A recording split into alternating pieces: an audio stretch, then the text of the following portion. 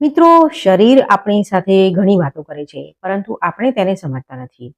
આજે આપણે શરીરના 3 સંકેતો વિશે વાત કરીશું, જેને ઇગ્નોર ના કરવા જોઈએ.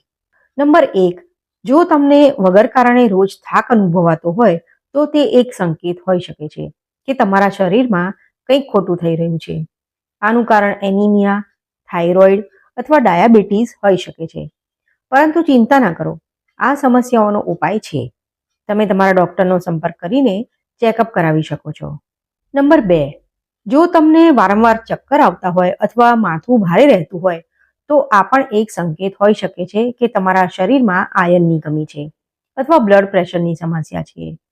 પરંતુ આના ઉપાય તરીકે તમે તમારા ડાયટમાં આયર્નથી ભરપૂર ખોરાકનો સમાવેશ કરી શકો છો, જેમ કે પાલક, દાળ અને મેવા. નંબર 3, જો તમે પૂરી ઊંઘ લેતા હો તો પણ તમને એનર્જી ના રહેતી હોય, તો આ એક સંકેત હોઈ શકે છે કે તમારા શરીરમાં વિટામિન ડીની કમી હોઈ શકે છે, અથવા તો તમારી ડાયટમાં તમે કંઈ ખોટું લઈ રહ્યા છો. પરંતુ તમે તમારા ડાયટમાં વિટામિન ડીથી ભરપૂર ખોરાકનો સમાવેશ કરીને આ ઉણપને દૂર કરી શકો છો.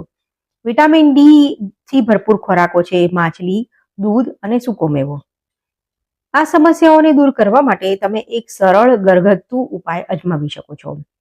1 ગ્લાસ દૂધમાં 1 ચમચી અશ્વગંધા પાવડર અને 1 ચમચી મધ મિક્સ કરો અને તેને પી જાઓ. અશ્વગંધા તમારા શરીરને એનર્જી આપશે અને તણાવ ઘટાડશે. શરીરને સ્વસ્થ રાખવા માટે તમે કેટલાક ટિપ્સ અજમાવી શકો છો. સૌથી પહેલાં તમારા ડાયટમાં ફળો, શાકભાજી અને આખા અનાજનો સમાવેશ કરો.